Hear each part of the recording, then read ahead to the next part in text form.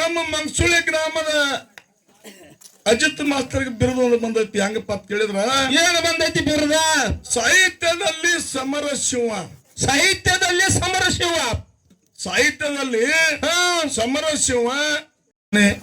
ಅದು ಯಾವ ಕೊಲ್ಲಿಪಾಕಿಯ ಸೋಮನಾಥನ ಲಿಂಗದಲ್ಲಿ ಉದ್ಭವಿಸಿ ಬಂದು ಜಗತ್ತನ್ನೇ ಉದ್ಧಾರ ಮಾಡಿ ಜಗತ್ತನ್ನೇ ಸಂಚಾರ ಮಾಡಿ ಪಂಚ ಪೀಠಗಳನ್ನು ಸ್ಥಾಪನೆ ಮಾಡಿರ್ತಕ್ಕಂಥ ಗುರು ರೇವಣ ಸಿದ್ದೇಶ್ವರನ ಪಾದಕ್ಕೆ ನನ್ನ ಅನಂತ ಕೋಟಿ ಭಕ್ತಿ ಪೂರ್ವಕ ನಮನ ಸಲ್ಲಿಸುತ್ತಾ ಅದೇ ರೀತಿಯಾಗಿ ತಂದೆ ಭರಮದೇವರ ತಾಯಿ ಸೂರಮದೇವಿಯ ಪುಣ್ಯ ಗರ್ಭದಲ್ಲಿ ಜನಿಸಿ ಬಂದು ಹಾಲ ಮತಕ್ಕೆ ಮೂಲ ಗುರು ಅನಿಸಿಕೊಂಡಿರ್ತಕ್ಕಂಥ ಯಾರಿಪ್ಪ ಅವತಾರ ಶ್ರೀ ಲಿಂಗ ಬೀರದೇವರ ಪಾದಕ್ಕೂ ಕೂಡ ದೀರ್ಘದಂಡ ಪ್ರಣಾಮಗಳನ್ನು ಸಲ್ಲಿಸುತ್ತಾ ಅದೇ ರೀತಿಯಾಗಿ ಮಾನವರಲ್ಲಿ ಮನಗೇನಿ, ಸಿದ್ಧರಲ್ಲಿ ಶಿವಗೇನಿ, ದೇವರಲ್ಲಿ ದೇವಗೇನಿ ಅನಿಸಿಕೊಂಡಿರ್ತಕ್ಕಂಥ ಯಾವ ಬಾರಾಮತಿಗೆ ಬಂಟನಾಗಿ ಹುಲಜಂತಿಗೆ ಹುಲಿಯಾಗಿ ಬಬ್ಬುಲಿ ವನದಲ್ಲಿ ಹೆಬ್ಬುಲಿ ಅನಿಸಿಕೊಂಡಿರ್ತಕ್ಕಂಥ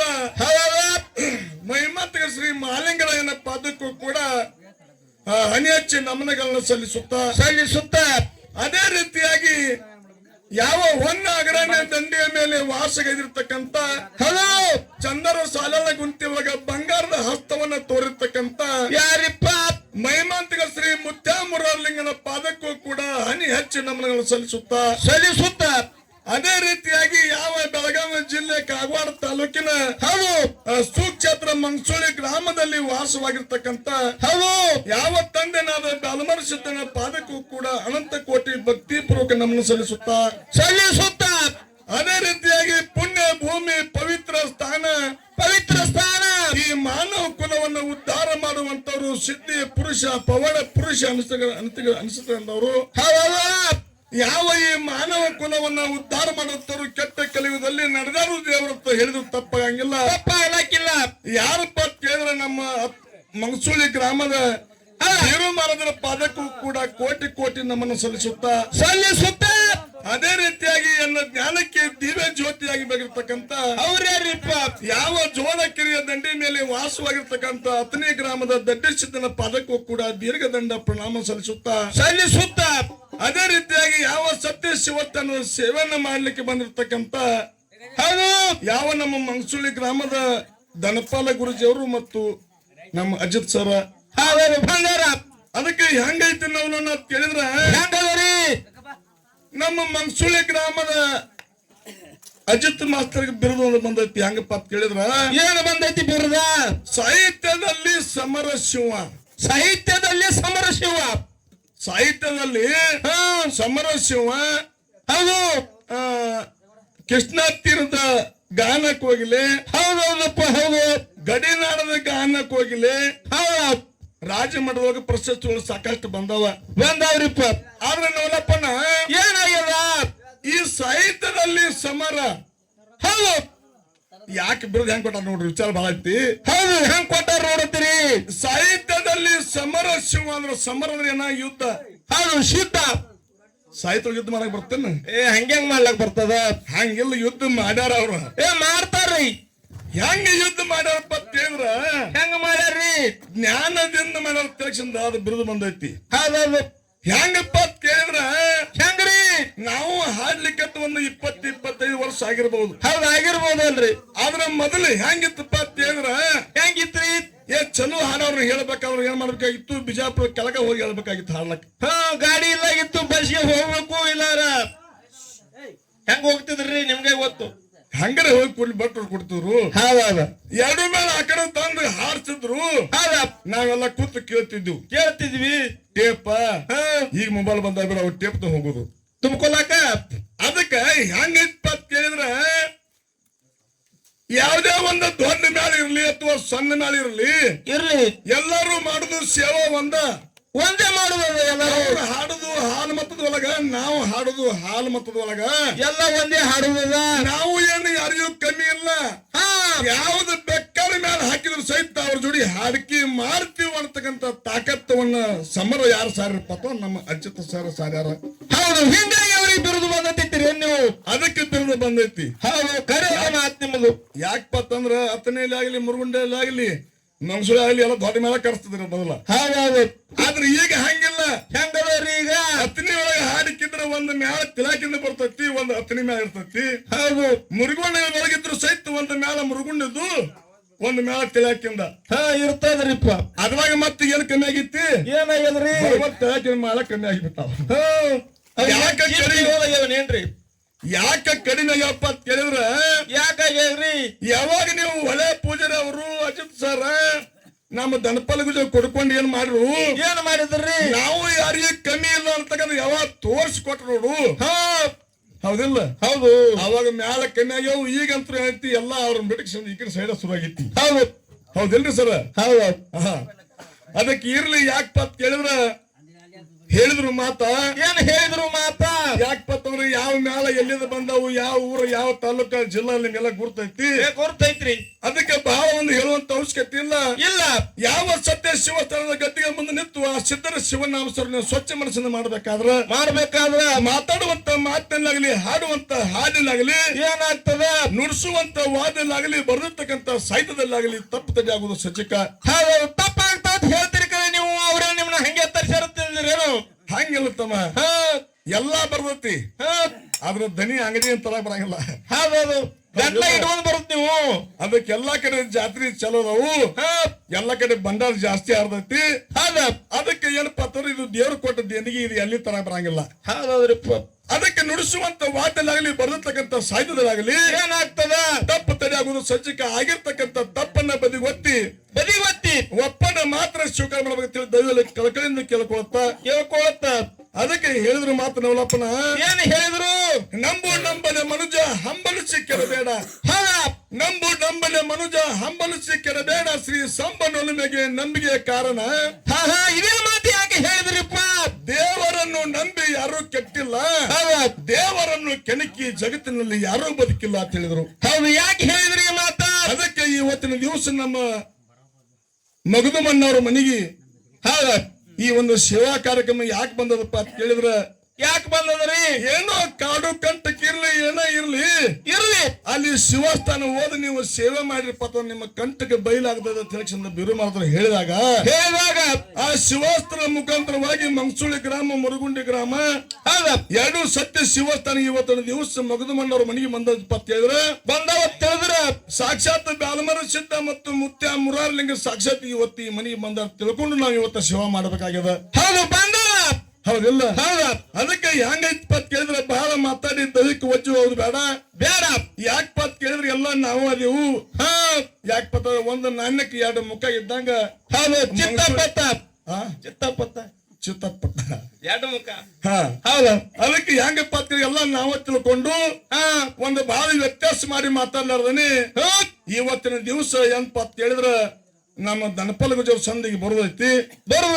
ಅದಕ್ಕೆ ನಮ್ಮೆಲ್ಲರಿಗೂ ಗುರುವಿನ ಸ್ಥಾನದಲ್ಲಿ ನಿಂತು ಏನು ಒಂದು ಹಾದಿ ಹಿಡಿಸ್ತಾರಲ್ಲ, ಆ ಹಾದಿ ಒಳಗೆ ನಾವು ಸಹಿತ ಇಬ್ರು ಮಂದಿ ಬರ್ತೀವಿ ಅಂತಕ್ಕಂಥ ಮಾತನ್ನು ಹೇಳಿ ಈಗ ನಾವಲ್ಲಪ್ಪನ ಏನ್ ಮಾಡ್ಬೇಕತ್ತೀರಿ? ಮತ್ತ ಭಕ್ತಿ ಒಳಗೆ ಎಂತ ಶಕ್ತಿ ಅದ ಅಂತಕ್ಕಂಥ ಒಂದು ಯಾರು ನೋಡಿ ಹೇಳಿ ಚಾಲ್ ಹಾಡಿ ಚಾನ್ಸ್ ಬಿಟ್ಟು ಕೊಡ್ದದ.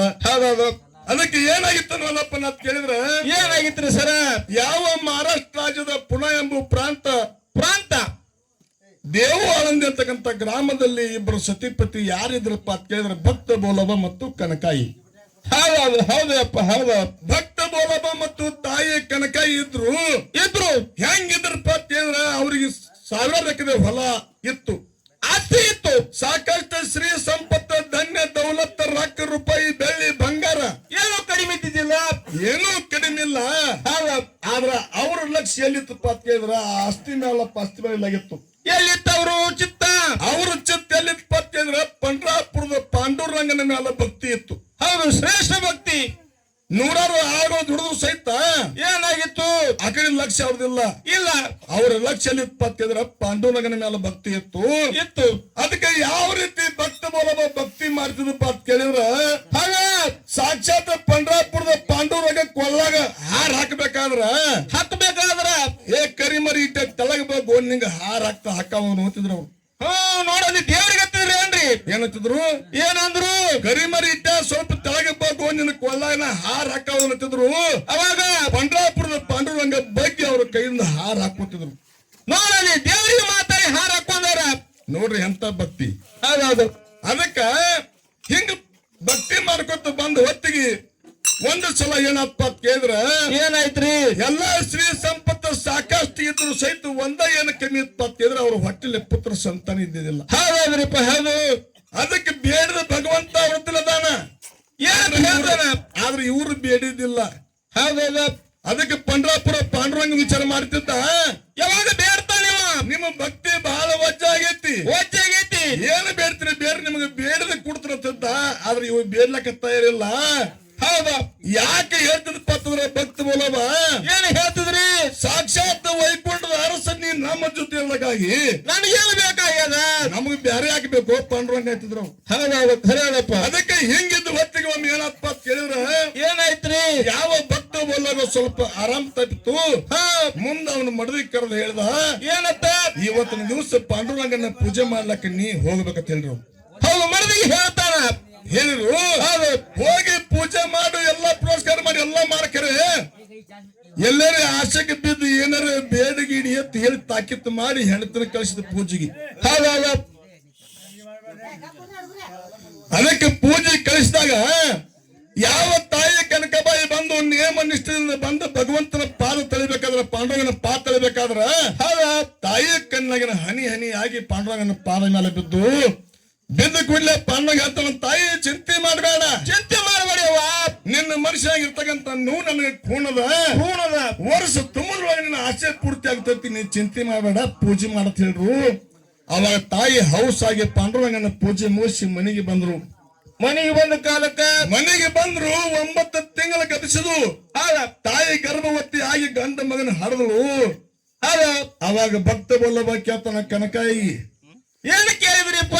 ಸತಿ ಪತಿ ಒಂದು ದಿವಸ ಕೂಡಿಲ್ಲ, ಭೋಗ ಮಾಡಿಲ್ಲ, ಈ ಪುತ್ರ ಹೆಂಗ್ ಹುಟ್ಟಿದ ಕೇಳ್ತಾನ ಗಂಡ. ವಿಚಾರ ಮಾಡಕ್ ಶುರು ಮಾಡ್ರು. ನೀ ಏನ್ರ ಬೇಡಿದನ ಪಾಂಡುರಂಗ ಅಂತಂದ್ರು. ನಾ ಏನು ಬೇಡಿಲ್ಲ, ಕರೆ ನಾ ಬೇಡಕ್ಕಿಂತ ಮೊದಲು ನನಗೆ ಭಗವಂತ ಕೊಟ್ಟ ಅನ್ನುವಂತಕ್ಕಂತ ಮಾತು ತಾಯಿ ಹೇಳು. ಅವಾಗ ಭಕ್ತ ಬಲ್ಲಭ ಏನು ಮಾಡಿದ ಪತ್ತಿದ್ರೆ ಕೂಸಿನ ಕೈ ಹಿಡ್ಕೊಂಡು ಎಲ್ಲಿ ಬಂದ್ರು ಪತ್ತಂದ್ರ ಪಾಂಡುರಂಗನ ಮಂದಿರಕ್ಕೆ ಬಂದ್ರು. ಮಂದಿರಕ್ಕೆ ಬಂದ್ರು. ಪಾಂಡುರಂಗನ ಮಂದಿರಕ್ಕೆ ಬಂದು ಹೇಳ್ತಾರ, ಭಗವಂತ ನಾವು ಏನೂ ಆಶೆ ಮಾಡಿದ್ದಿಲ್ಲ, ಆಶೆ ಮಾಡುವಂಗ ನೀ ಯಾಕೆ ಮಾಡಿದಿ? ಹೌದಿಲ್ಲ? ಹೌದು. ಇಂತ ಪುತ್ರ ನೀ ಕೊಟ್ಟಿದೀಪ ಅಂತಂದ್ರೆ ಕೊಟ್ರ ಕೊಡುವ ಲೆಕ್ಕರೆ. ಹೌದು. ಅವ್ನು ನಿನ್ನ ಬರೋಬ್ಬರಿ ಇದ್ದವ್ರು, ನೀವು ತಕ್ಕಿದ್ದವ್ರು ಅಷ್ಟೇ ಮಗ ತೋಪಲ್ಲ ಒಪ್ಪ ಅಂತ ಹೇಳ್ರು. ದೇವ್ರ ಬರೋಬ್ಬರಿ ಇರ್ಬೇಕು. ಅವಾಗ ಪಾಂಡುರಂಗ ಮಗಳನ್ನ ಕೇಳ್ದ, ಏನತ್ತ ಏನ್ ಆಗ್ಬೇಕಾಗಿತ್ತು ಈಗ ಅಂತ ಕೇಳ್ರು.